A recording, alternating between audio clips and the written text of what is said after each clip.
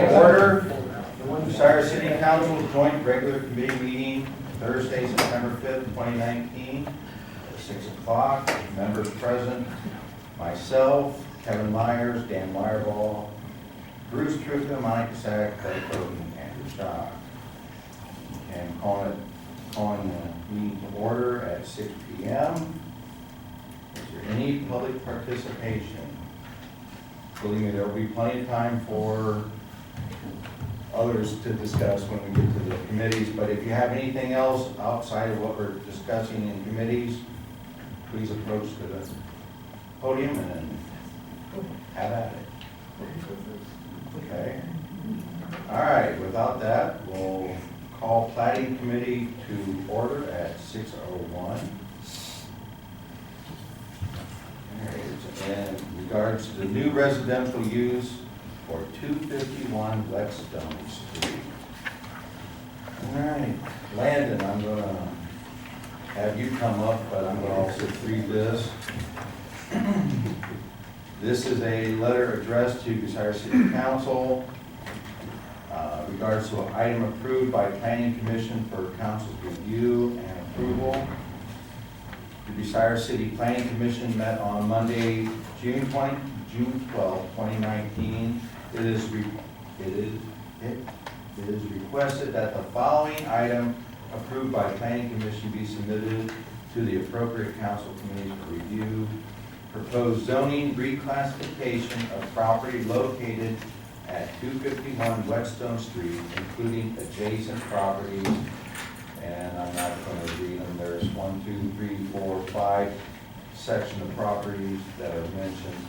And 273 Whetstone Street from urban neighborhood residential, which is R3, to a neighborhood business, NB, and see attached. This is zoning reclassification is related to the intended development of the Bucyrus Outreach Restoration Network, which is B.O.R.N. Hope Center. The development would contain several uses, including administrative offices for local non-profit organizations, a community center, and a yet-to-be-defined residential use related to transitional housing for those experiencing homelessness. This residential use would require amending of the zoning ordinances, as no such use currently exists as a permitted use. The matters were submitted simultaneously with the proposed residential use being tabled for further information until further information could be provided about the specifics of the intended use. Thank you, Mayor Jeffries. So, here we go. My name's Landon Hill, I'm the zoning administrator. We spoke about it last week. I don't know what details you want me to get in. I mean, I can give you the high level look at it again just to bring everybody back up to speed. Okay.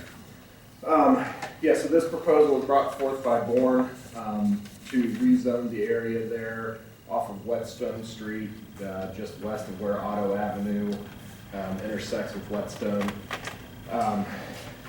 Originally, the proposal, the line of thought was kind of to take it to a neighborhood business district and have this new residential use be some kind of conditional use. But as I addressed you guys a couple of weeks ago, I think there's been some ideas raised that it may be more beneficial if this does go through to have maybe a new zone classification created to accommodate this type of use. So it may not be that it is going to a neighborhood business, it may be going to a classification that doesn't exist yet.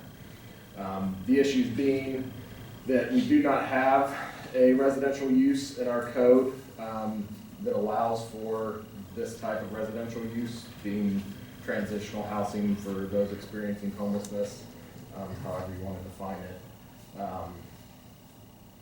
With the zoning portion itself, your considerations are really related to the aspect of spot zoning.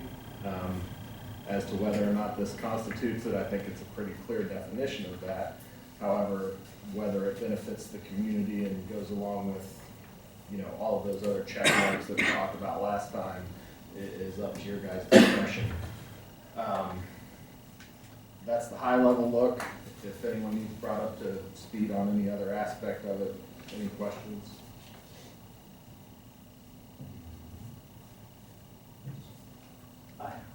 Yes. So, when you and I spoke earlier in the week, I had asked, and I just want to make sure I understood your answer to me, so I'm going to ask the question again, that way everybody else can hear it. Was, if we were to create the ability within the R3 district to make this a conditional use, that then would open up the door to where maybe we get a group down the road 10 years that wants to do something similar that's not favorable to the community, and that, how does that play into it? And it wouldn't necessarily carry the same oversight. So if we make it a conditional use in an existing district, that would simply be subject to a Board of Zoning Appeals approval. While that is a layer of oversight, if you were to go the other route and like a special use district or something along those lines, they would have to rezone that entire district or the parcels that they were looking to use. And that would be subject to this exact same process of Planning Commission, Platting Committee, public hearing, Platting Committee. You know, it would add further layers of oversight and control. And we could also have in that district for new developments that, you know, we could make them submit a development plan or whatever the case may be. So we could add whatever we wanted to the requirements of new said district. Spot zoning obviously could lead us to some litigation. By creating a new district, would alleviate those worries? I don't think so because, and I would probably defer to Rob for this, but we would still be putting a new zoning district with different uses from inside of a district that already exists for residential purposes only. So I don't think changing the designation of what we change it to would really make a difference, and Rob might have a different opinion on that. Is your question whether or not adding it as a conditional use to R3 carries the same liability for a spot zoning challenge as creating a new district? Yeah, I guess it's more as if we were to create a new classification and put it into that space. Is that looked at any more favorably by the courts than it would be if we were to use the spot zoning by just changing it to like neighborhood business in this instance? My opinion would be it would change the litigation posture of the plaintiffs. In a pure spot zoning challenge, plaintiffs are going to argue that there was a change to the zoning and this change impacted neighboring areas. In a change of conditional use, it is going to be that, not that there was a change that impacted the surrounding area, but a change that impacted the entirety of the zoning district and then put that zoning district challenge at risk throughout community-wide. So your challenges there would be, one, a spot zoning challenge is going to be a little bit more narrow in what the impacted neighborhood is. A broader change to the R3 classification could have a broader class of plaintiff that may or may not want that change within the ability to do that within the R3 district. And when you look at those zoning challenges, if you look at it from the perspective of the people that are in an R3 district already, they have certain investment in property based on a guarantee, if you will, from the city that this is what the zoning is and these are what the requirements are and this is why I'm investing in this area. So changes to a spot zoning within that would change would impact that area. A citywide change would impact all of those R3s as you indicated. So it broadens the class of potential plaintiffs on one hand, but it may eliminate the specifics of a spot zoning challenge, which is presumptively disfavored by the courts. So complicated lawyer. Very good. Yeah, I apologize for No, I that. understand. But yeah, it changes, it changes how you would sue and who could sue. In a sense, it seems like it opens the door to more. What was that I didn't hear? It sounds like it opens the door to more possibilities of lawsuits. Right, yeah. It would open the door to a broader class of plaintiffs, because anybody in an R3 would be impacted. But the standard for harm would be higher. Because the city does have a greater leeway in changing within the classification. The spot zoning challenge, it has there's kind of a presumptive prohibition against that, so the standard to get into court and those sorts of things are somewhat diminished. Just a little bit of a history. It was back in the 1990s that this zoning was put in. And there was a group that sat down and took a look at Bucyrus and where everything was.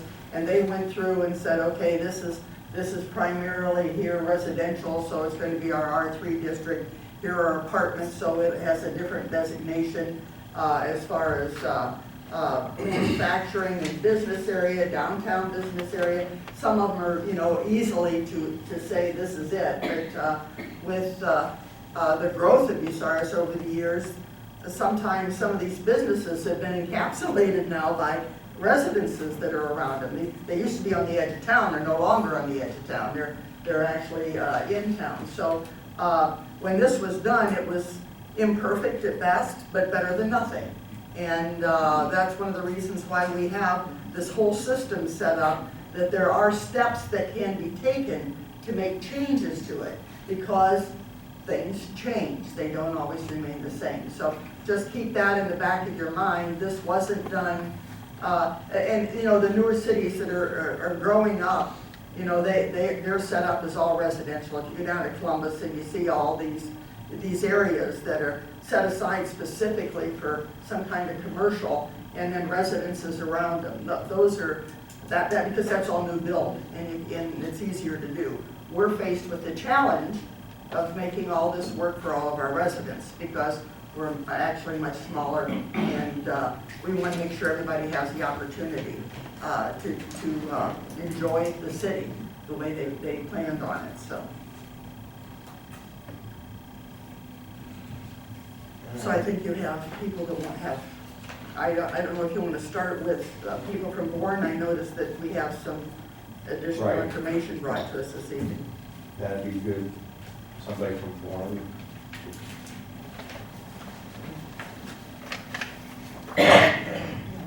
We need names and addresses, please. We need sworn in. I'm Tabby Lynn. I'm at 4260 Richton Road. I'm a volunteer at B.O.R.N. We have a packet we made up with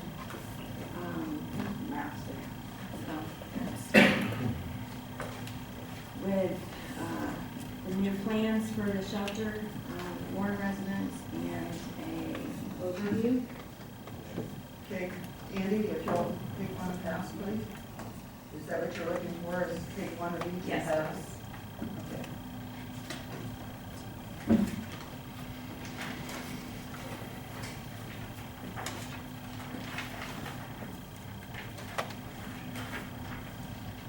With the residents that are here, will we get to have one too? We can pass around. Yeah, we have a large one over here too. And I think we have 20 copies, so, There's some extra. yeah. It's still a work in progress. So we'll probably have additional changes. This is the most current one as of yesterday. Okay.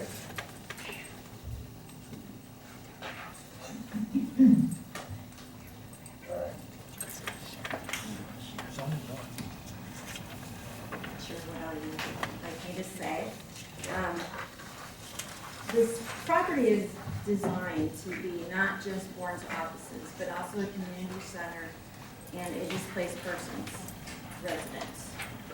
When they come into the shelter, They will be drug screened, alcohol screened, they'll have background checks. They have a program they will have to enter into. It's 180 days, and it's gonna be security cameras and security systems in place, door locks, a whole bunch of other stuff that I'm not quite sure all of yet, but, there's gonna be people on site and people monitoring people. They're not gonna be coming and going, and they're gonna be, they have schedule and things that they're gonna be doing and things required of them. They're not just gonna be, a lot of places will let people out in the mornings and they're free to wander all day and then let them back in the evenings. Yes, ma'am. And if they have a job, they can leave and go Yes. to work. If And they- when they come back, you drug test them again? No. Oh, And, well, if they have a job, most times their jobs will do that. When, upon entrance, if there suspects, suspicion of any, yes, we will drug screen and test again. and that also means, you know, for the families, Yes, it's just not men's quarters, the women's quarters, it's the family it's quarters. everyone who comes into it, Everyone, everyone. even visitors. Visitors will have to go through the offices first and have to be cleared before they can come visit. And there will be certain dates and times that they'll be able to do so. It's not gonna be a free-for-all where everyone can walk in and everyone can walk out. Dealing with people, and if there's children or elderly or veterans or things, you have to make way for their safety and security. You can't have just anybody in off the streets. You have to be able to protect them as best as you're able. Maybe. Neighborhood, yes. And we'll have monitor cameras around the property as well, so that, so the outside is protected also. So then you will have a background check on them? Yes, everyone So will if have, yes, If they have yes, ma'am. a felony for like B&E, you know, breaking and entering. We will not take any sex offenders or violent crimes. The board has to make that decision. The board has to make the decision for violent crimes, but if they have any sexual crimes, then no. We have to be able to protect them, You have a question? yes. Will your services be available to people from other communities, say Crestline, Chicago, all If- over? Yes. Yes, And don't some of those other cities already have something for that? yes. If they come in and they fail any of their drug screening, we are going to refer them to one of the other programs already set up to handle those. Like Together We Hurt Together, we give or the Jericho or the Taylor House or Sycamore House, or one of the many churches that have, like stuff or other programs. And then why should they be put in this area when you already have places for them to go to? Well, if they have, what do you mean? Okay, ones before, they didn't have to come to a place like this, which they're gonna set up. Okay. They had family, friends, police department helps them out, and also the Salvation Army helps them out to get them to the places where they need help. They will go to Marion has those. one, They will go to them. but why do they have to go through you Well, if they come to us, they're gonna have to go through us. if they come to you? Yes. We have a lot of clients that come through B.O.R.N for a lot of different things than what most people would think.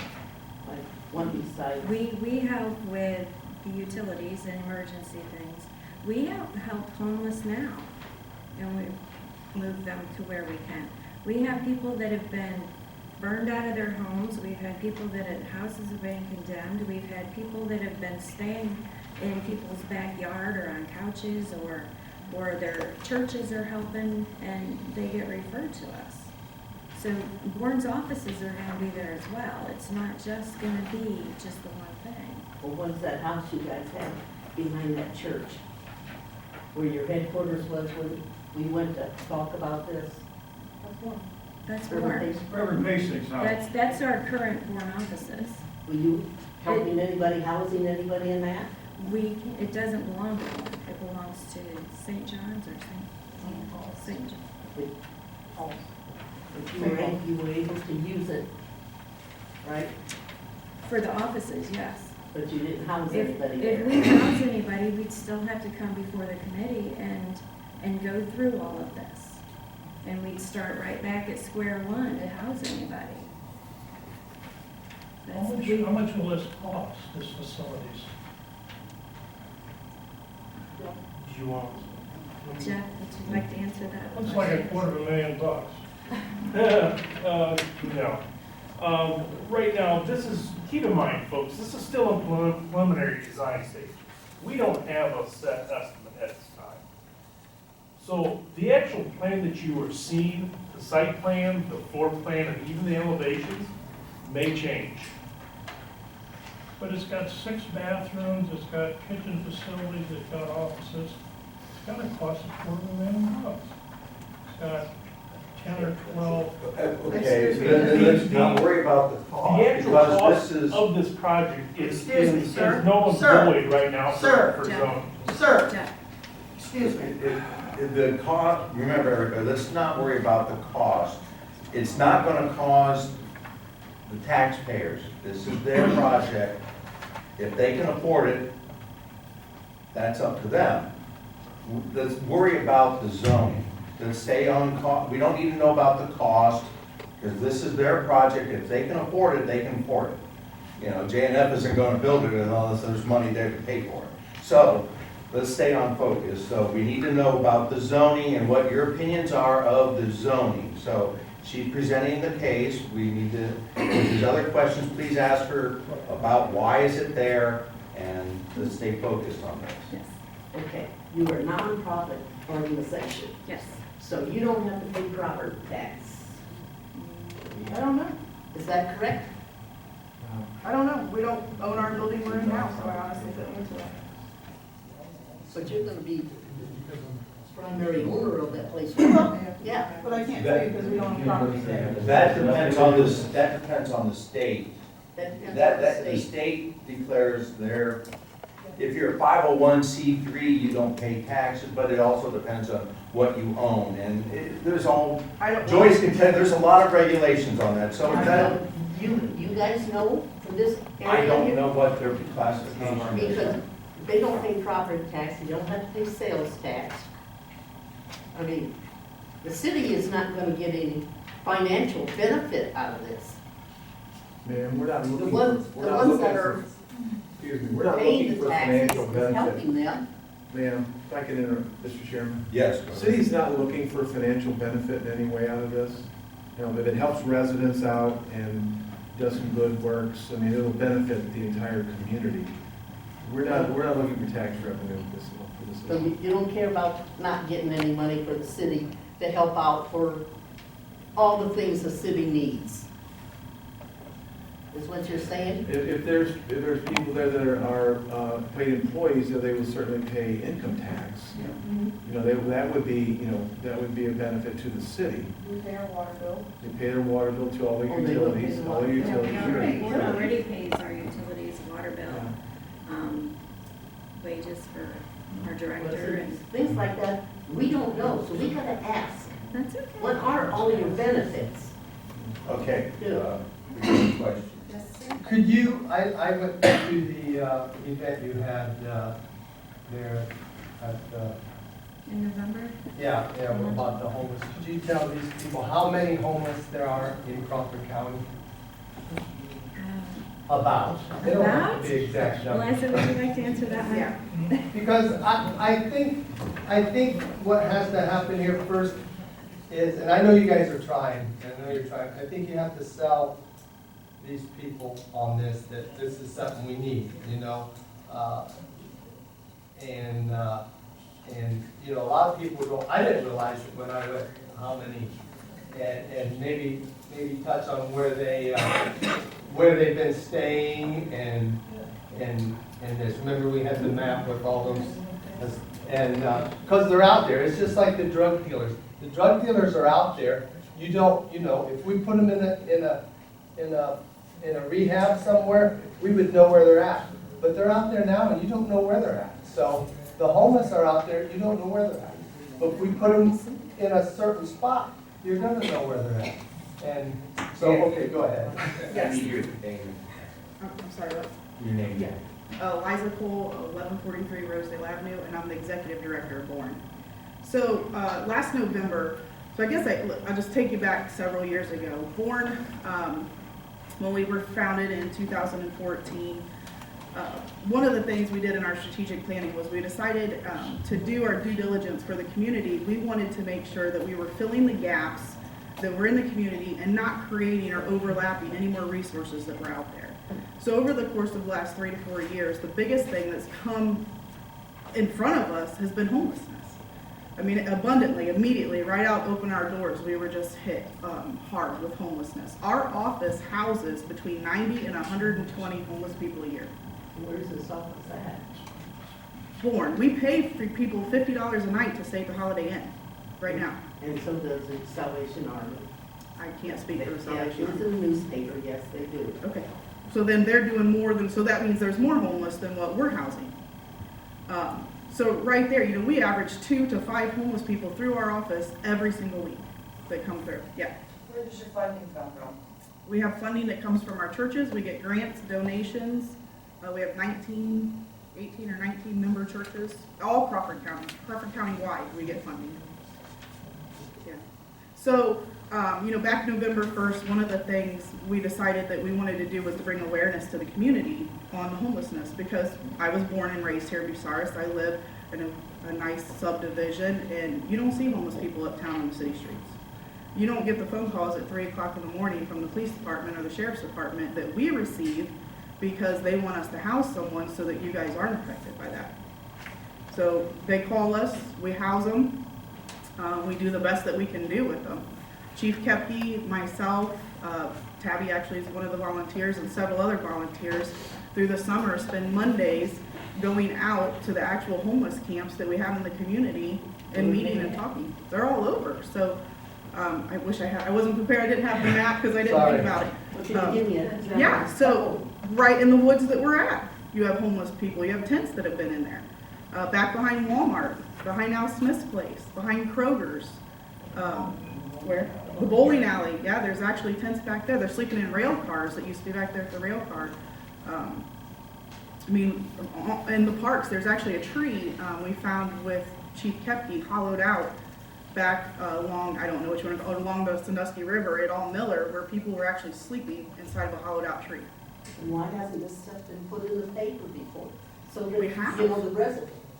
We I have have. never seen anything that said we found a homeless person in I the park. don't know No. why they didn't say that. No, I'm telling, really. B.O.R.N. has been over the last 2 to 3 years bringing awareness and initiative to this in Crawford County. We had a public event that had over 250 people at it November 1st of last year to create awareness. And we presented this case to the community and said, hey, you know, we're asking for people to step up and help us. This is an issue. Here's all the facts. Here's the data. We want to do something about this. We don't want to keep brushing it underneath the rug because we're spending, you know, I just told you where our donations are coming from. We're spending $50. Luckily, we get a great deal from the Holiday Inn a night to house homeless people. I mean, you can't take someone over 7 days and take them from homelessness to a value-added citizen in 7 days. You can't do it in 30 days. Average nationwide is 180 days, and that's why we chose the program that we chose. Our whole intent is to take someone who's less fortunate than what we are. Maybe they're displaced or they've had a fire, which a fire victim coming in could be employed, have a job. They're not classified as homeless. They could be out of the program in 60 days. But you have those who are what you would call homeless, or you'd find sleeping behind Walmart, eating out of the dumpsters. And Why did you pick where there's so many residents? There's other places. There's a lot we've been looking for years. The reason this location was picked, like we said last time, was the land was donated to us. They gave us access to the 3 acres behind it. You don't think some of those other places could be donated We have, away from? if you can find us land, we would be happy to look at it. Out We there have- at Al Smith, They want $200,000. We've worked for 2 or 3 years on Al Smith's place. We've looked at that. We've negotiated with the owners. They do not want, I think it was pretty point blank, they were not willing to sell to us. So we've looked, Does the city have any property they own, they can donate it to you out of our resident area? What were you gonna say, they didn't wanna sell it to you because? Al Smith's, we couldn't pay 200,000. Actually, it was 200,000 that they were asking for the property, and it was gonna cost us 80,000 just to repair the roof on it. And we had estimates done, we've looked at the place, we've walked through the place, and it's just, right there, we're gonna save $300,000 without even renovating it to meet our needs. What about cardboard lumber out there? That was 300,000 when we approached them. We've looked at, there's been a bank in town that's been empty. We've looked at that, actually drew up plans for that. The bank wouldn't negotiate any further down than 140. We looked at a facility uptown. We were told that they couldn't donate it to us, that they wanted us to purchase it. We are a nonprofit. We work on a very small budget. It's all donations that come in. We can't afford $300,000 to purchase a property. We were presented in March from a landowner there that said, hey, I have this land, I'd like to donate it to you. I believe in your mission and what you're doing. We said, great, this is what we're doing. Is that gonna hurt my property value? I honestly, Jeff, I don't know anything. I can't answer that. You know, I mean, say, I don't want to have that place next to me. I don't, because of what's gonna happen to it. I agree. Just along my property, is it gonna drop the value? Will I be able to sell it? Somebody else don't wanna move there because that is there? Or is it gonna go up? I can't answer that. Honestly, I don't think anybody can answer that. But what I can tell you is, I have family, I've been born and raised here. We were looking at purchasing a bank that's 2 blocks from the house that I currently live in now. If I truly felt it was gonna devalue property, or the program was going to bring negative impact, or influence or hurt my house, my family, my children, my neighborhood, I wouldn't have even drew up plans to build it 2 blocks from my own home. I mean, Put it out there by Okay. the, Okay, council. all right, we need to move on, but this gentleman has a question, and we Sorry. gotta get back on to the zoning. You know, we're supposed to be here for zoning, and I Yes. understand what B.O.R.N is trying to do. It's a good idea, but not in my neighborhood. And B.O.R.N is not being a good neighbor, because we're here for a zoning a deal that they brought up. He didn't ask the neighbors first. Why didn't B.O.R.N ask the neighbors yeah, first? we sent letters. Well, ma'am, I'm not within your 200 feet or whatever. I'm on Woodlawn Avenue, but I'm close enough. We went And it 300. affects my traffic, and I don't want it there. We did send letters out in May, in due diligence, before any of this, to 300 feet. Leanda provided us with the residents that were within 300 feet, which is 100 feet more than what we're supposed to do, correct? 100 foot more than the typical zoning notification process, correct? Right. A whopping 100 feet, we're talking neighborhood here. So we did do it, so we are good, we did do it with Well, the I intent of don't being good think neighbors. that you did myself, because I'm affected. I wasn't asked, but we're here for zoning. Yes. Now, zoning, Jerry, give me your address, please. 1530 Woodlawn Avenue. My name's Jerry. But we're here for the zoning, and with zoning, we thought we were safe. I have a substantial investment in my property, and I certainly don't want to move and lose what I've got. And I have another neighbor, who I don't think she's here now, but she's gonna be right in the middle of your little project. Her house is gonna butt up against it, and she's gonna have a driveway, as I see on either side. She's got 2 small children, she's a single mother. She couldn't give that place away, let alone sell it. And she is adamantly against that. And I think all the neighbors are, and I watched your movie the other day from council meeting where it said if the neighbors didn't want it, you certainly didn't want to be there. But we don't want you there. Thank you. Okay. I hate to rebut Jerry, but it just so happens that that girl is with my grandson's father. And I have spoken to both of them on separate occasions, and she has never told me any disgruntlement or that she did not want Well, to. she most certainly has me, sir, 3 times. because I'm also neighbors with her father. Right. Who works for the They've city. contacted me on numerous occasions, her and her soon to be, I don't know what they are, but they're boyfriend and girlfriend right now, because he reached out to me because he knew me. And I talked to them on a separate occasion about a week ago, and she did not say that she was disgruntled or upset, so. When she's called her and told her she doesn't want it. Okay, let's stay on focus. Got Well, two opinions. It We'll comes, stop. zoning is what we're talking about. That is correct. And- So you're adamantly against it. So Absolutely. that's why we need to hear. And yes. Okay, I'm Becky Mills, 209 Hayes, been there since I was 7. Now, if you guys changing it from saying now it's spot zoning, what's the deal you need to change and how do you have to go about doing that if you decide to do that way? Because we're not a neighborhood, this isn't a business that you actually have. And how are you going to separate the men, the women, the people who are homeless? It looks like they're all in one little cluster. Isn't it supposed to have been separation of this at one point? This So- looks like a so- cluster, Okay. like you have everybody all in one little area. Weren't you supposed to have it originally? Separation of the families, where you had men in one section, women here, family here. This looks like it's all together, smushed into one. Yes. Jeff Beamer, 214110, 19 J.F. Construction. Please keep in mind that this is still preliminary. Okay? Yes. Right now, there are separate areas. We still have to work out the kinks. But there again, let me state, we're here for zoning, not building design. And what was your first, you had several questions all wrapped up, and what was the, you said, I didn't get the spot, you asked a question about spot zoning. Okay. How do you go about with your spot zoning? What do you guys need to change to saying, oh, let's pass this spot zoning? How are you gonna change that? What are you gonna have to do? What's your process to change that? If you change it, to make it where it's spot zoning, because this is not gonna be, you're gonna say it's gonna be in here. It's not a business, it's not a neighborhood, and you wanna change it to spot.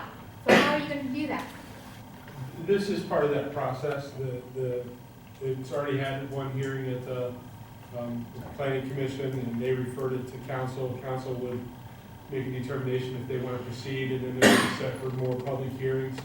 And then the recommendations from there would come back to council, and they would make a determination as to whether or not they wanted to change the zoning map.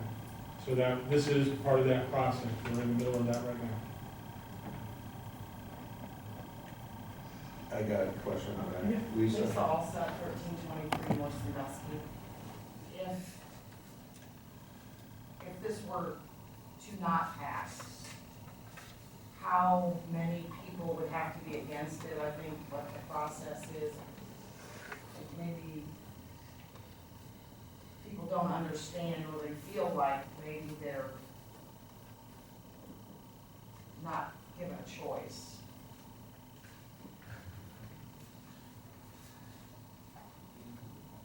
You are given a choice. We were to hear from you. I mean, if it's an overwhelming majority saying no, I don't see any of us wanting to push it on you, just like I wouldn't want it pushed on to me. I mean, if they can show and work, I think we ought to have it so that there needs to be meetings with the neighbors, with just B.O.R.N, so they can iron out any differences before we go on with deciding whether we can change the zoning. I think B.O.R.N needs to have a meeting with the residents and have it open to the public, so the neighbors, the adjoining neighbors, and anybody else interested, because it can affect the rest of the city if we do change this to be an inclusive type allowance in possibly the R3 or R2 or whichever district or however we modify this, if we do. I mean, but I believe. And we're absolutely, that's why we sent the letters out in May. We Right. sent asking them, we had 6 residents either come into our office, contact us, we did home visits as well. Correct. We also posted on our Facebook post that had several comments from this last meeting to contact us if they have any, and nobody's came forth and have done it, but Right. I feel we need to have a we're happy to, we want to hear, I mean, I said this last time, we want to hear Right. what the issues are. And I mean, and I know the city would be very willing for you to have it here. You can have it up here that everybody can come and discuss this and not get in a heated argument. Let's ask questions and offer suggestions. We're not gonna decide this tonight. I can tell you that right now. This is too much of a change, and we can't do a spot zoning because it won't hold up in court. And we're not gonna try to change a spot zoning to push it on to the residents here at Whetstone Street. Okay, we're not gonna try to do that. I mean, because it could happen to me over on Poplar. I live on South Poplar. That could happen to me there, so it doesn't matter. Like she even said, she wanted to have it out 2 streets away from Rosedale. So we gotta work on this, and I think in order for us to proceed, I believe you need to have a meeting. And please, the residents in the neighborhood, let alone anybody else, it's open to everybody. We need to have another meeting just solely on this on a different day and discuss it and come up with some alternatives or changes or suggestions for improvement. And then we can see what the consensus is, and we'll go on from there. That's my opinion. Anybody else on the committee? Monica, Cruz, Kevin? I just got a question. Well, yeah, that's great that they would be willing to meet with the neighbors, but there again, we're talking about zoning. Do we want to do spot zoning tonight or don't? I mean, that's the topic right now at hand. I we need I have a question, and maybe Rob can answer it. I think it's called the Sycamore House, the transitional house for men that Together We Heal did on Wayne Avenue, which is the same neighborhood. It's on Wayne Avenue. What's that zoned as then? Off the top of my head, I believe it's actually R3, but they fall under a different classification of residential housing. It's group residential facilities that are actually spelled out in the Ohio Revised Code and have certain things that they have to meet in order to be qualified as one of those. And through our zoning code, there's allowances for them to go in different neighborhoods depending on which type of facility they are. There are 2 types, and then there are 2 classes for each type. So it all depends on that. And it gets very jumbled, so I couldn't quote it off the top of my head, but I believe that's R3, and it's through that group residential facility provision. It is R3, we've got the maps here in front of us, Wayne Avenue is R3. you have a question, right? No, I've got more than a question. Okay. I sat Name, patiently please, and here. address. I'll break that off, 210 Apple Street. I think we're kind of getting a little ahead of ourselves tonight. Like you said, we were here for the zoning, and I do have a copy of a petition I would like to present to the Platting Committee tonight. It is to stop the proposed rezoning from the residential to the neighborhood business, like it started off in the first place. I've got nearly 50 signatures, including residences touching this property that we're talking about tonight. I spent the last couple of days collecting these signatures on this petition, and I did not talk to one person that was in favor of this. Pass that over to Mark.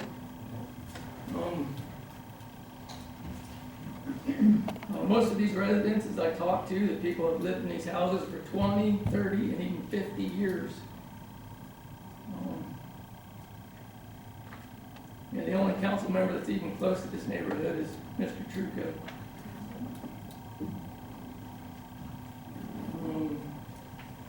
Yeah, there was no argument about the need for such housing, but just not in a residential area, which is what we are. And if you do approve rezoning,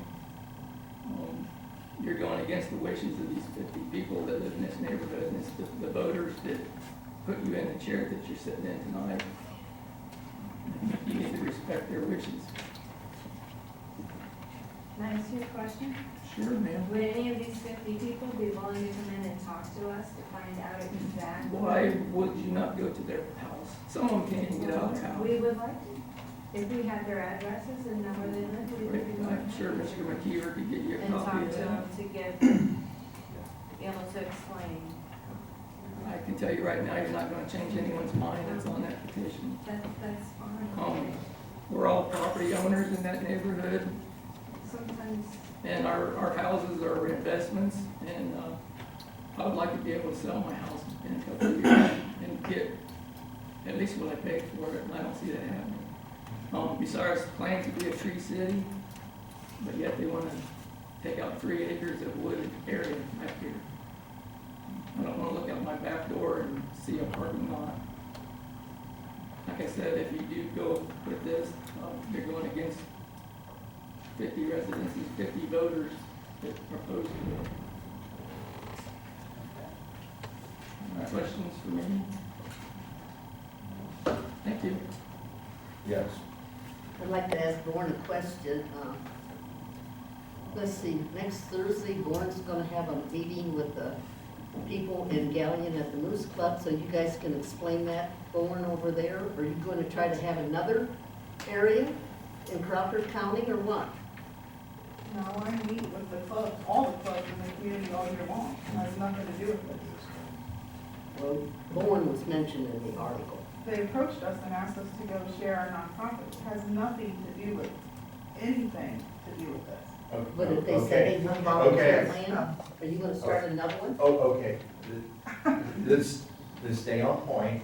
You asked her a question and it's not pertaining to the zoning tonight. That, you can talk to her afterwards about that if you have questions. So I propose that we table this issue to get further information because I don't think we can, unless, yes. Mr. Trooper makes a point. I applaud B.O.R.N for what they're trying to do here. We know definitely there's a need. We've heard from the residents and Ray presented with this petition. It sounds like the residents don't want it there. So I think the next logical step, and at the advisement of the law director, we don't want to do spot zoning. I think the next logical step, whether we as a city are involved with you or not, is to find a place that's gonna work. It doesn't look like this is gonna be the one.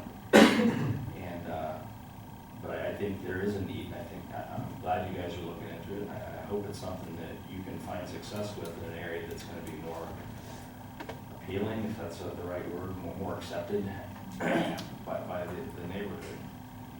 But I think Mr. Trooper brings up a point that, we need to make a decision if we're going to change the zoning. That's what was brought before us. After listening to Mr. Rattle, I'm not in favor of changing the zoning because of the legalities that can be involved. And again, it's nothing personal. I think it's great what we're trying to do, but I don't think this is the area to do it in. And I, as a ward councilman, I represent people that live there. And my vote goes according to how the people put me in office. And so, yes, I'm not in favor of the spot zoning.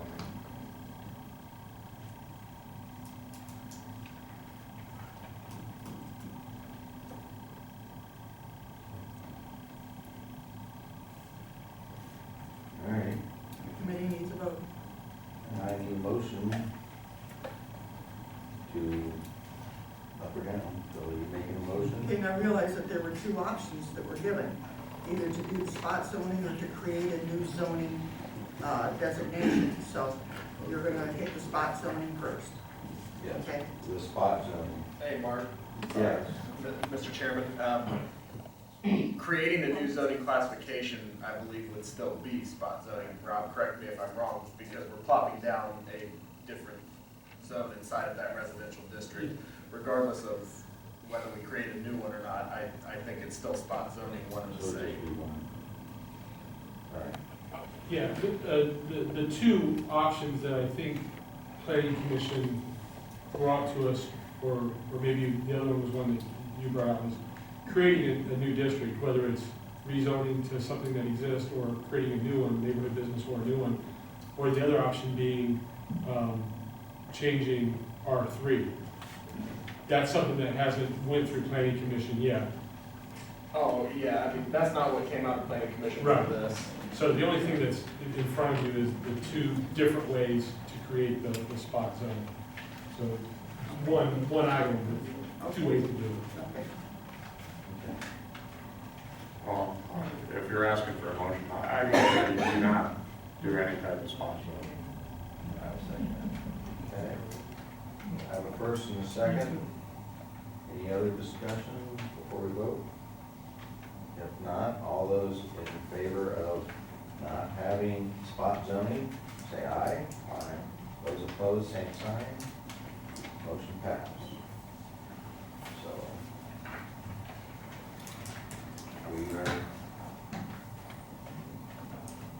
I will adjourn planning committee at 6:50.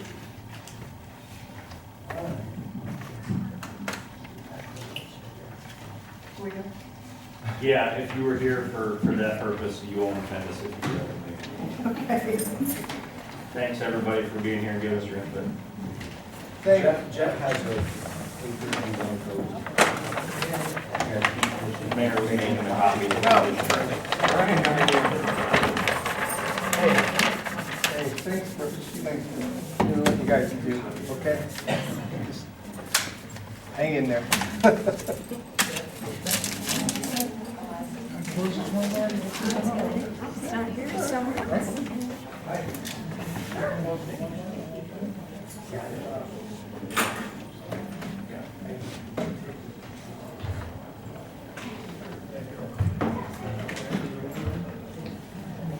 Oh, okay, we're ready for, public call. Public land control, what? Board call.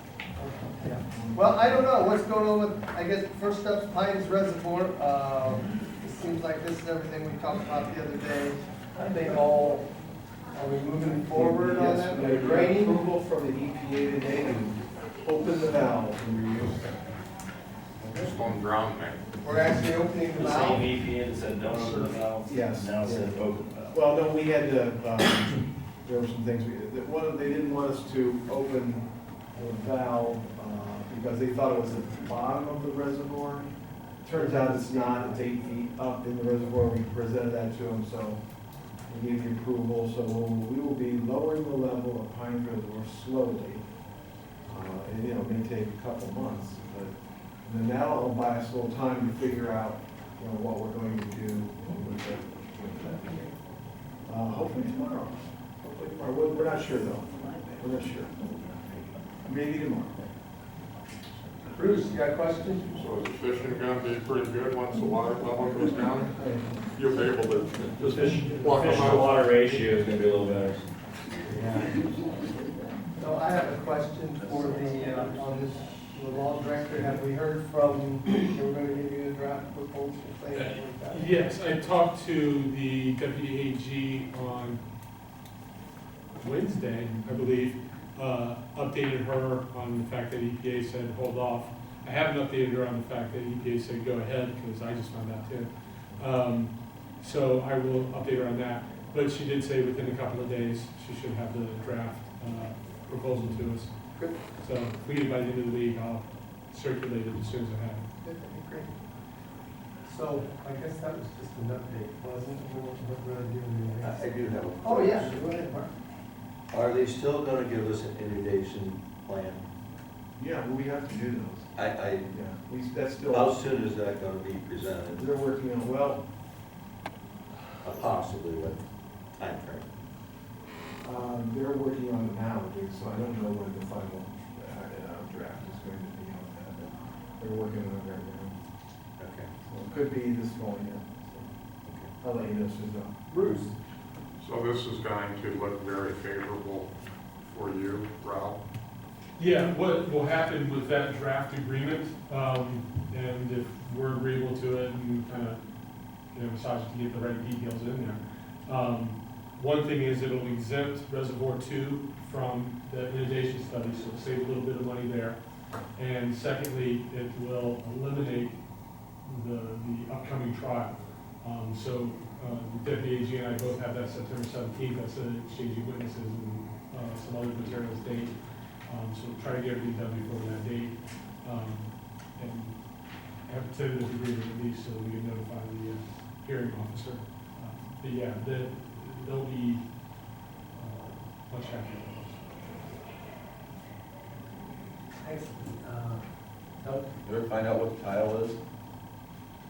This tile that just runs out from the backside of the reservoir there and down into the bottom that nobody has on drawings or nobody knows what it is, but it looks like it's some nasty water that comes through it. No, we don't know.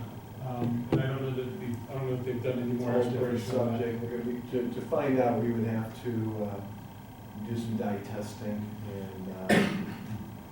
I'm just curious, because if that's down in that bottom and it's, you know, polluting our water that's running down into our river.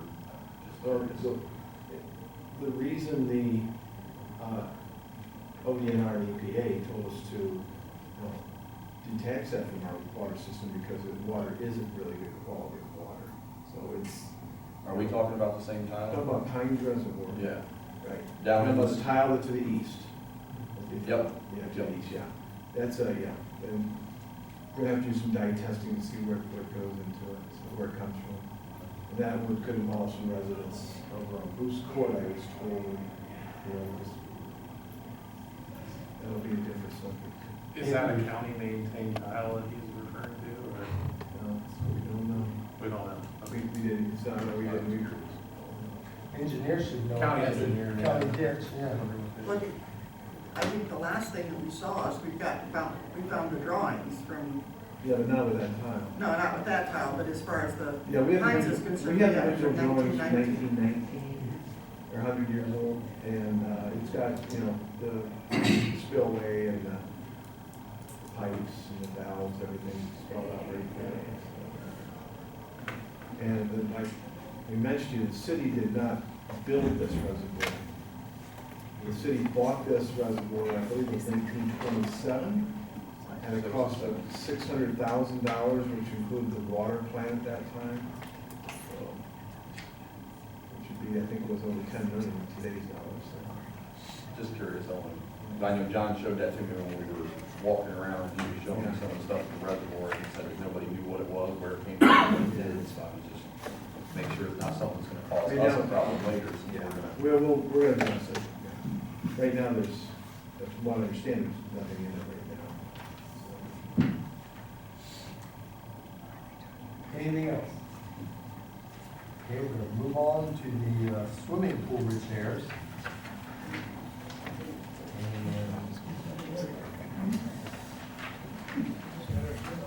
is this just, not sure what we're doing here, is this just okay to, oh, that's what it was okay to get this other company?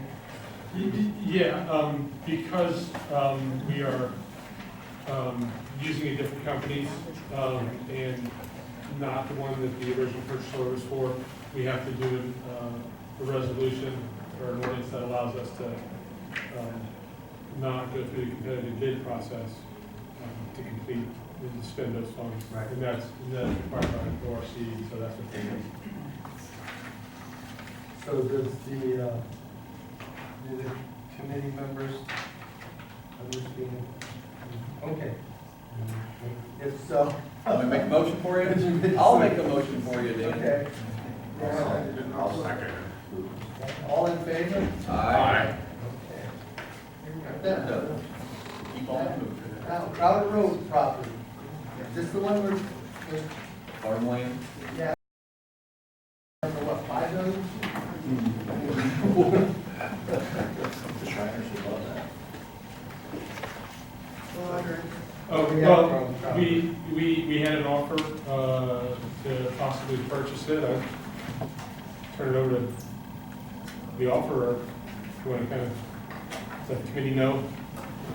Well, I know that the city has expressed interest in the past on acquiring the 510 North Sandusky Avenue property, and I just recently purchased that, and the previous landowners weren't very negotiable with the city when they wanted to buy it, and I would be willing to trade the city that property for that one on Krauter. would the law director like to explain about the property on Krauter Road? Well, the property on Krauter Road is a city-owned property. In the past, we've leased portions of it out for farming. The farm bid leases that were, we put that farmland out to bid. The value of the bids was below even the cost of putting it out to bid. So at that point, we looked at other options. One of the things we do know is that this was land originally donated to the city, well, somewhat donated to the city. It was the old Shriners Gun Club. There is a reversion clause in that donation that anything that we sell it for over and above the value of what we originally paid for it must be donated to Shriners Hospital. So I think it was $17,000 was the original purchase price. So anything that it would sell for over 17 would have to be donated to Shriners Hospital. If you do a land swap, I think we could do that. The issue would then become the difference in value. I don't know what the fair market value of that land is, but you know, if the fair market value was $20,000 and we traded it for something that was worth $10,000, we could be responsible for that difference to Shriners. They could say, you know, we want the value. You can't just give it away to avoid giving us anything. So we could be responsible for that difference, and then and that value would depend on three numbers: the value of any property that it was traded for, the value of that particular property, and the amount that we paid for it. I think it was like $17,000 originally. So anything over and above the value of $17,000 would go to Shriners. Mr. Chairman? Yes.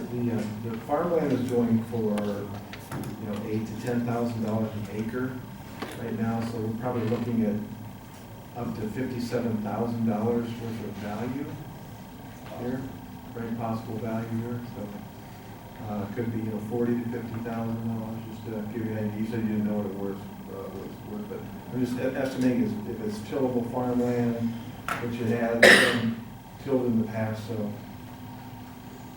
Have we approached the adjacent property owners?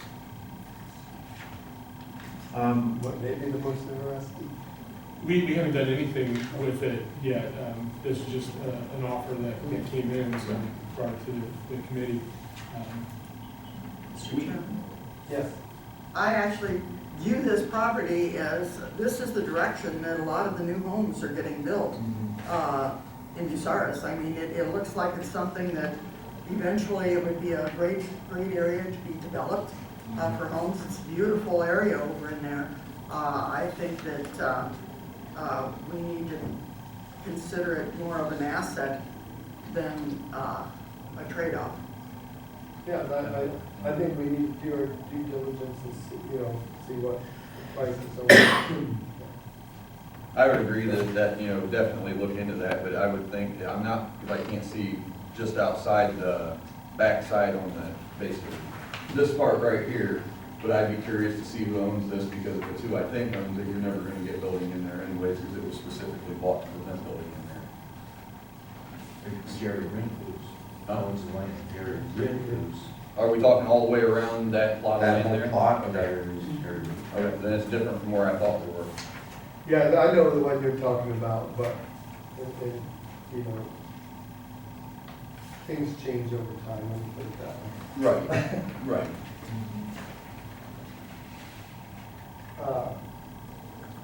And actually, Beale Avenue is plotted through there, right? I believe it always was, so, yeah, that's it. So, I don't know, what do we want to do next?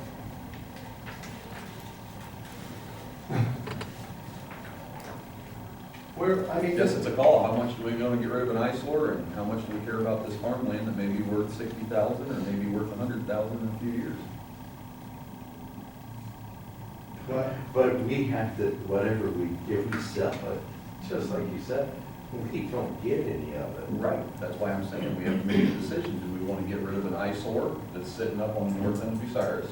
Or do we want to hold on to the property in the hopes that maybe we'll sell it for more later and be able to still only keep 17,000 of it anyway?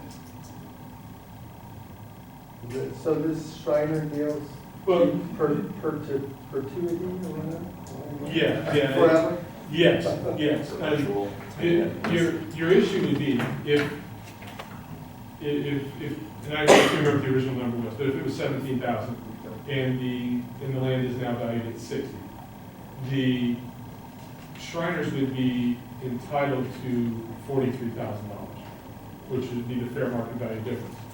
If we sold it for $1, Shriners could come back to us and say, look, that 43,000, you sweetheart dealed that somewhere, and we want our value, we want our 43,000.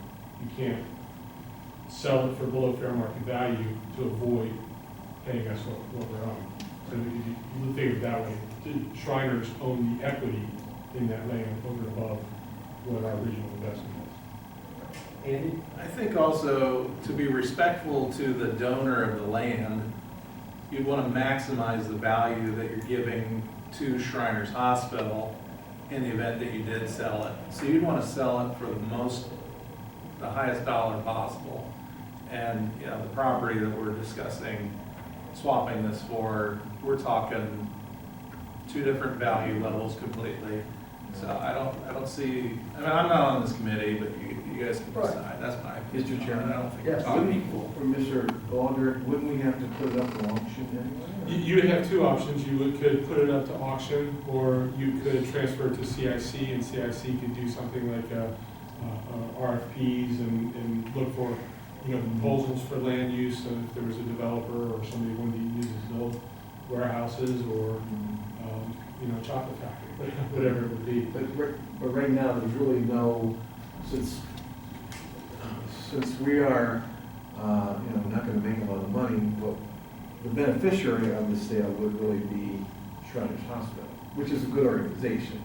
But we don't have, any urgency to celebrate, Well, I don't know, maybe I'm getting out of hand here, but, yeah, or say, anyway. Go ahead, what's next? You either say, yes, you want to consider it, or no, you don't. Oh, so we're just talking about the swap. I don't think we can at this time, I'm sorry. Like I said, well, I think Andy makes a great point. The Shriners gave us this land years ago. It was a park, wasn't it? It was always a Oh, it was a wonderful park. Should I say that I was out there as a kid? Don't laugh. There's a gun club. But no, they had picnics out there. There were. I guess I remember clowns out there. There was. It was really a fun place. Was it about like CK Park? Not quite that. Not that classy. No, not that classy. You're trying to get that lot. She remembers Colonel Crawford. Okay, he broke through the ice. You did, yeah. So, they donated it, Andy's got a good point. They donated it to us, people, the citizens used it for, apparently, before my time, but they used it for, and then it would be kind of wrong to kind of rip them off. So, I think that's a good valid point. So, I guess do we have a motion to accept it or look further into this, or just drop it? That would be a good motion. Bruce does, Mark. I don't think we can, Pick one. I don't think we can swap it, so you need a motion to, Not considered. Drop it. I make a motion to reject the offer, A second. the current offer. Current offer. Do we have a second? All right. Do we have a motion to accept it? What's this? It's got, well, you don't have a motion to do anything, so it's dead. I guess it's dead, okay. I didn't get a second on the motion, so it's dead. Yeah, you're right, that's there. Okay, I guess with that, we are out of, this one at 7:09, out of public lands. Call health and safety. To order at 7:09, first item is proposed health clinic. I'm not sure who's presenting that. I am. The city has been approached that the Center Street Clinic down in Marion, Ohio, which serves the uninsured, underinsured, Medicare and Medicaid patients, along with those that do have insurance. They have quite a facility down in Marion. They offer doctors, dentists, eye doctors, behavioral health services, and they just did a new one, and I can't remember, optometry is what their newest one was. Anyway, there are currently around 250 people from Krauter, or the Bucyrus, that have Bucyrus addresses that are going back and forth from there, and another 170 some from over in the Gallion area. And what they would like to do is they would like to open up a satellite here in Bucyrus to offer their services to basically that group of people and people that do have insurance. It is we all are invited to go down and take a look at their facility down in Marion. But Cliff Edwards is the CEO down there, and he's been looking around Bucyrus, and it's all done with federal funds. It's called HRSA money, HRSA money, and funding. And what he coming to council for is, in order to advance it with the federal HRSA people, he needs just a letter of recommendation from city council. We've asked for one from the mayor for the city, and Gary Frankhouse over at the partnership to also provide letters saying that we would support having something like that in our city. There are so many in the city now that don't have family doctors, don't have a place to go. They're using the emergency room at the hospital as their doctor's office. And this could be a real boon, I think, to the city, and it could provide a service. A lot of this I'm finding, we were laughing about my age, but I'm finding a lot of people that I know that their doctors have all retired. Dr. Winter's retired, Dr. I's retired, Dr. Johnson's retired. All of these are doctors that had huge practices that took care of a lot of the older citizens, and now they do not have a primary physician any longer. So this would be a perfect opportunity to bring something into our community. So really, all I'm asking from you is that we'd have Todd draw up a letter and just simply saying that we would welcome them to our community. We think that they could be a big asset to our community, and then ask each of you to sign it so that we could send it down to Cliff down at the Center Street Clinic, and then he could use it to forward on to HRSA with the application. Mr. Fogue, you got a question? Actually, just a comment to add on to what Madam President said here. As somebody that just tried to seek a new doctor for my family not but a year ago, even being a younger person, the way these doctors' offices are ran now, that basically the secretaries take care of it and control everything. The doctor has no say on who's a patient, who's not a patient anymore. And it creates a lot of mess for a family to get a new physician. I know just for my wife and my daughter and myself, I struggled to get one doctor that would see all three of us, because I didn't see the point in having three separate doctors, one for each person. And it was a struggle, and then by the end of the day, and after the dust settled, my wife ended up with a doctor out of Crestline, and my daughter and I ended up with a doctor out of Bucyrus. That neither of them were in any of our health insurance networks.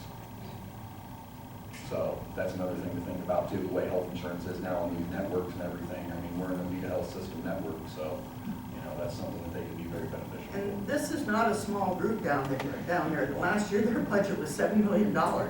So this is obviously a group that knows what they're doing. And just one thing, just a quick note of what they've done down there. They're in the downtown area on Center Street, just like 3 buildings down from that main intersection where the old county courthouse used to be. And everybody knows the cigar sign that's over on that other. They bought that corner, and they're putting a market in there. The market should be open this fall, because in the downtown Marion area, there's no place to buy food. And so they saw that as a need for the majority, for a lot of their customers, their patients that were in there. And so they're opening up a market down there. So this is a group that is really, really involved in their community, and they look to do the same thing if they put something in here. The board of directors consists of members from the community, and it also has to have a like number of patients that are also on the board. So it's really a very, very good, I think, a good idea for our community. So I'll entertain a motion to ask Mr. Hill to draft a letter in favor of stating that we would enjoy working with them in our community. So move first, second. Second. Any other discussion? Not all in favor, say aye. Aye. Opposed, the same. That motion Thank you. carries. We'll get that letter drawn up and get it around to each of you to sign. Thank you. Next item up is a noise ordinance, and this is something we've been working on for a while, and Mr. Schock forwarded copies of, you sent them out, or somebody did on your behalf, the noise ordinance from the city of Delaware, which and I met with the police chief and as well as Mr. Schock and as well as Mr. Ratliff. And one of the things that we decided was, yeah, we think it would be beneficial to add some decibel levels and to look at purchasing decibel meters, which the police chief felt was something he'd be able to do. But we ordered a decibel meter, and we're going to be driving around over the next couple of weeks, just taking some base readings.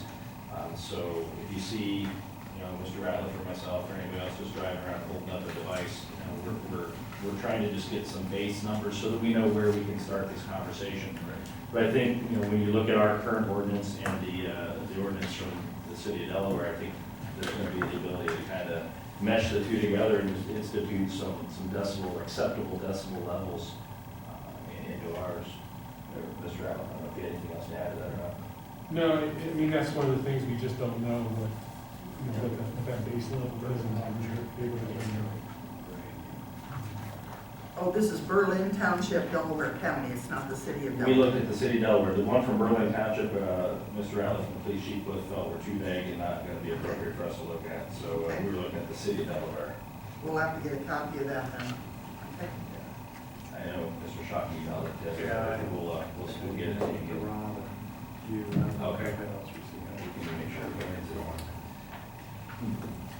So, yeah, we'll get that, and if everybody else has a chance to read through it, just give your input, and we'll, once we can get some base ratings, we'll know. I think you and I had a conversation. I think we also need to not only address the noise itself, but also be looking at the ones that are causing the noise and how maybe that can be abated some way that makes it, because if it's a business, it's a going business in town, it also needs to be addressed, their needs if they have a business. So it's going to be a nice balancing act. I think we're going to have to do here is to make sure that we're looking at both sides of this.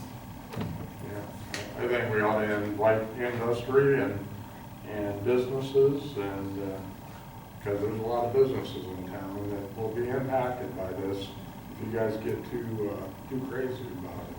That's kind of why I wanted to get the decibel meter, like you and I were talking, Bruce, if I go out and sit in the parking lot of GE and people might say, oh, GE's making all this noise, and I get a decibel reading of 20, that's a non-issue. I think when you look at the one from Delaware, they're in the 60s and 70s of their unaccepted rating. I don't think that the industry is going to be great near what people might perceive as being a nuisance noise. I don't think that they're going to fall anywhere close to that, but we'll find out, I suppose, once we go out and take some readings. And that'll give us a place to start. And I think if we are close to that number, we do need to invite them in and get their input. But if we're saying, well, 75 is an acceptable number or the upper limit, and we're getting readings of 20, then we don't need to waste their time because we're not going to be bothered with them at all.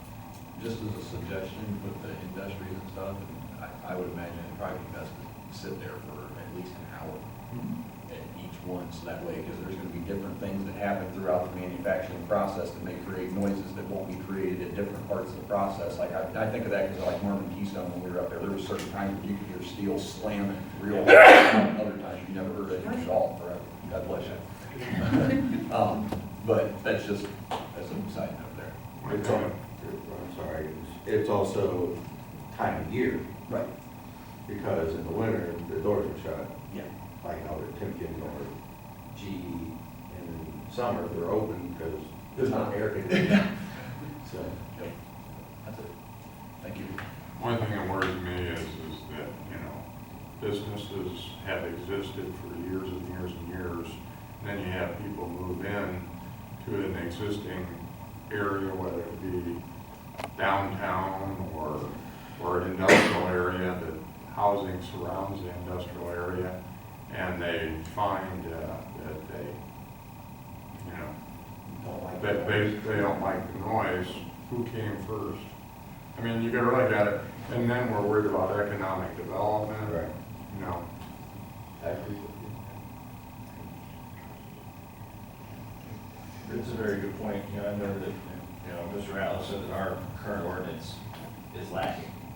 You know, it needs something just to be able to be an enforceable ordinance, so I think it gives us a place to start and take all that into consideration. Well, the thing too to consider is, I think, and this is where Chief Kepke, in my discussion with him, is the challenge we have right now is not having a number to work off of in terms of decibel level, to be able to say, okay, whether there's a business here and a residence here, or, you know, a factory here and a residence so far away, you know, we need to have an established noise level that's acceptable or not acceptable. That way, you know, whether someone was there first or second is kind of irrelevant. I mean, there have been people living in most of our residential neighborhoods or downtown neighborhoods since the beginning of this town, going way back, so. The one thing that Delaware's ordinance had that I liked was it broke it down by district, and so, you Yeah. know, it may allow us to, you know, have a higher acceptable level in our industrial areas than it would be in a purely residential area.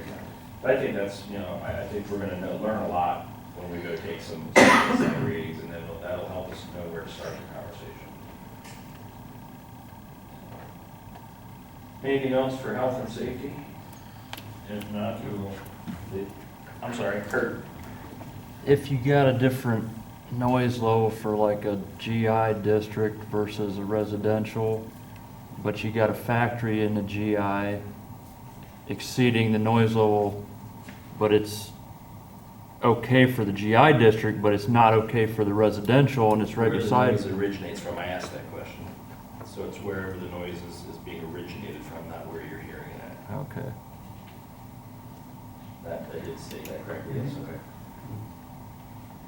I got a thing on the safety. Could Whetstone Street be monitored more for speeders?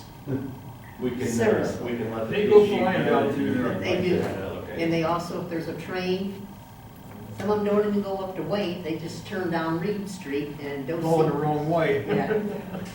And there are a lot of children there. I can address that, Mr. Chairman. We get these complaints a lot. I live on Plymouth Street, it drives you nuts. I know people coming into town and out of town and, you know, motorcycles. And the problem we have is we have 90 miles of streets in the city. And even if we had 90 police officers on duty every minute, they still would have a mile that they would have to be responsible for. So the real issue is, you know, we have to find other ways. And speeding has always been an issue, but it seems like it's getting worse. I agree with you 100%. You need courtesy, common courtesy with them. And You need spike strips. okay. Only Or once spikes. did we see that Yeah. billboard with you're speeding this one it is and all. If you would you like that on Whetstone? Yes, We maybe can slow do that. down. We got a lot of kids, especially in the morning for the Well, bus. Which would you want, the north or the southbound lane? Which would be better? The entire thing. We only have one way at a Or time. you can move it Okay. down, then move it I'll- down. I'll take Because care of I've only it. been through one town, and it's been in Indiana. Yeah. And they had that reader right there by the police station. It's a little town, Wolcott. You do the speed limit when it says, you get ready to go past it, it goes, thank you. Yeah, All right, yeah, Mayor will refer that to the police chief. I will certainly do that. All right. I will recess health and safety at 7:24 p.m. Okay, service committee, information is not available for that, so we're not going to have a service committee meeting this evening.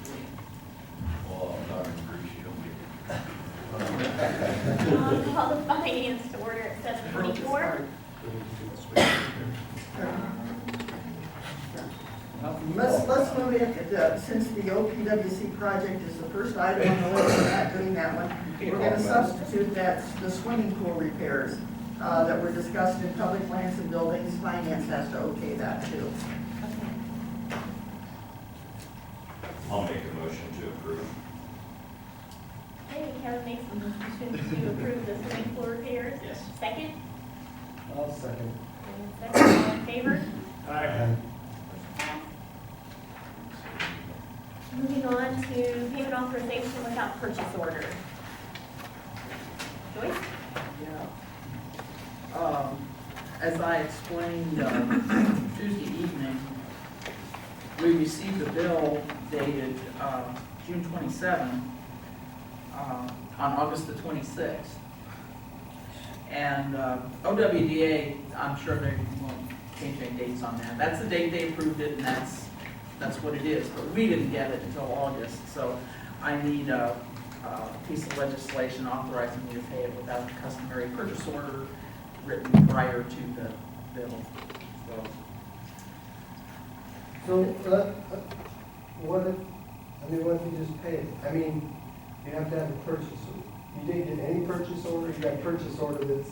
Well, see, you're supposed to do a purchase order, prior to getting billed, is the whole idea. But they didn't communicate that this was approved back in June. I mean, we found out later, and I got the package with all the approval for the loan and everything, along with the bill. But the bill was dated June 27th. The letter telling us it was all approved was dated August 22nd, and I got it on the 26th. So, yes, we can pay it, but if audit picks up on it, they'll ding us for it. Duh. She got a spot-free record. Okay, so do I have, We do. That's right, we do. Because I make you go through these hoops. I'll make a motion to approve that. first, second, I'll second. all in favor? Aye. Motion passed. Moving on, victim advocate funds creation. I gave you a sheet with the creation of the new funds that we need for our victim advocate. Fund 283 for 2020 Ohio Crime Victims Assistance with the victim advocate category and then the object level of personal services and materials and supplies. And Fund 284, the 2020 Victims of Crime Act with the victim advocate category and the personal services object. So we need to create those funds before we do the appropriation. You have a motion to create those funds? I'll make that motion. Second. Second by you, all in favor? Aye. Motion passed. Various appropriations. All right, then to the funds we just created, we need to appropriate, this is for the first quarter of the grant year, which starts October 1st, $13,244.62 to the personal services line and $400 to the materials and supplies line for a total of $13,644.62 to Fund 283, Ohio Assistance. Then Fund 284, the 2020 Victims of Crime Act, we need to appropriate $3,531.90 to the personal services line within that fund. And those monies came from, The Ohio Crime Victims Assistance comes from the state. The Victims of Crime Act is funneled through the state from the federal government. I'll make a motion to approve the various appropriations. Second, Second. all in favor? Aye. Motion passed. And one other thing that I have regarding the appropriations piece that we passed the other night, when I heard the caption read, it kind of set a bell off, but I thought, well, maybe the number had changed. since I had submitted things, so I didn't think too much about it. When I went to enter it into the books, I discovered the appropriation to the law director in the first paragraph, and then down in section 1 where it talked about that. I forget the exact number. It was $30,829, I think. Should have been $20,000. And when it was prepared, the wrong number got picked up from the last appropriations that we did. The rest of the piece was correct, but we will need to repeal and replace that piece to fix that appropriation. So repeal and replace 30,800 something with 20,000. Yes. What was that? The ordinance number, I don't know. 41, 2019, I believe.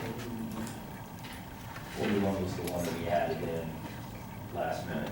Yes. Oh, 41 was what we added in. Yeah, Okay, that's so the it would have one. been 40, because 40 was in that, I think. So we need a motion to repeal and replace ordinance 40-2019. So moved. Second. Moved by Kevin, second by Dan, all in favor? Aye. Motion passed. Okay. This is for finance. I will recess at 7:31. Do we have any public participation? Can I have a motion to adjourn the joint regular committee? Second. Who did that? Mark and Dan. Okay, we are adjourned at 7:31 PM.